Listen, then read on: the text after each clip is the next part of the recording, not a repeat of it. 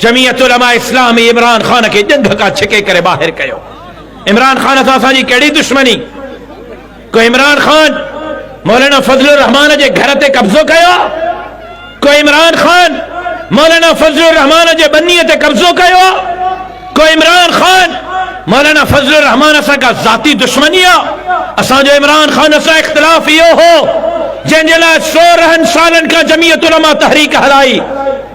16 साल जमीयत जा हेकार कुन रोडनि ते रहिया, रस्तनि ते रहिया त इमरान खान इय्याका नअबुदु व इय्याका नस्तईन जो नालो कूड़ ते थो वठे, मदीने जे रियासत जो नालो कूड़ ते थो हणे, अमर बिल मारूफ जी ॻाल्हि कूड़ ते थो करे, 1 करोड़ नौकरियुनि जी ॻाल्हि कूड़ ते थो करे, 50 लाख घरनि जी ॻाल्हि कूड़ थो ॻाल्हाए, कर्ज़ नहीं लूंगा जी ॻाल्हि कूड़ थो ॻाल्हाए। ऐं 16 साल जमीयत उलमा उन जे ख़िलाफ़ जलसा कया, जुलूस कया, मुज़ाहिरात कया, धरना कया। ऐं इमरान खान के जमीयत जे हिननि ग़रीब कारकुननि थधि में, सर्दीअ में, बारिश में इस्लामाबाद जे रोडनि ते लेटी करे धरना हणी करे इक़्तिदार खां ॿाहिरि कढियो। छो त उन एडो वडो मुल्क जे तारीख़ जो कर्ज़ो वरतो आहे। 47 खां 2018 ताईं के लीडर एतिरो सॼे 70 सालनि जो कर्ज़ो हिक तरफ़, इमरान खान जे 3 सालनि जो कर्ज़ो हिक तरफ़। उन 3 सालनि जे कर्ज़े अॼु मुल्क जो बेड़ो बोड़ियो आहे। अॼु गारियूं नवाज़ शरीफ तो खाए, अॼु गारियूं PDM जी क़यादत थी खाए, अॼु तनक़ीद मौलवियुनि ते पई थिए। छॾियूं हा न असां हुनखे, इक़्तिदार त न लायूं हा। असांखे कहिड़ो शौक़ु हो इन्हनि गारियुनि खाइण जो, इन्हनि तनक़ीदुनि खे बर्दाश्त करण जो।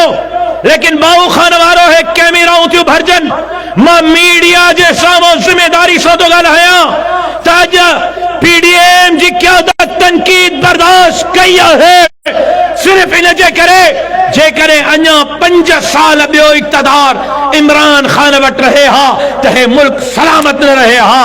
इमरान खान पाकिस्तान के टोड़ण पियो चाहे, इमरान खान के इक़्तिदार खां लाहे जमीयत उलमा इस्लाम पाकिस्तान जी चौकीदारी कई आहे। इमरान खान कायदाननि जे लाइ रस्तो हमवार कयो, इमरान खान करतारपुर जो बॉर्डर खोलियो, इमरान खान बदतमीजी, बेगैरती, बेहयाई जो बाजार गरम कयो।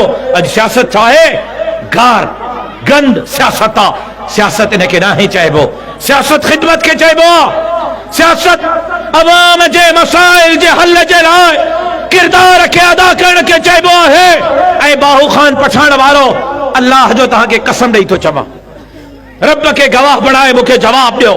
हितों जा पोढ़ा भी जवाब ॾियनि, हितों जा जवान भी जवाब ॾियनि, हे छतनि ते वेठल मुंहिंजो मासूम नियाणियूं भी मूंखे जवाब ॾियनि। ॿुधायो सिंध असेंबलीअ में जमीयत उलमा इस्लाम जो सिंध मां हिकिड़ो MP कोन्हे, सिंध मां क़ौमी असेंबलीअ में जमीयत उलमा इस्लाम जो हिकिड़ो MNA कोन्हे, सिंध मां सेनेट में जमीयत उलमा इस्लाम जो हिकिड़ो सेनेटर कोन्हे। उन जे बावजूद सब खां वधीक सिंध जो केस कंहिं विड़ियो, सिंध जे ग़रीबनि, मिस्किननि, हारनि ऐं मज़दूरनि जो केस कंहिं विड़ियो। असांजो त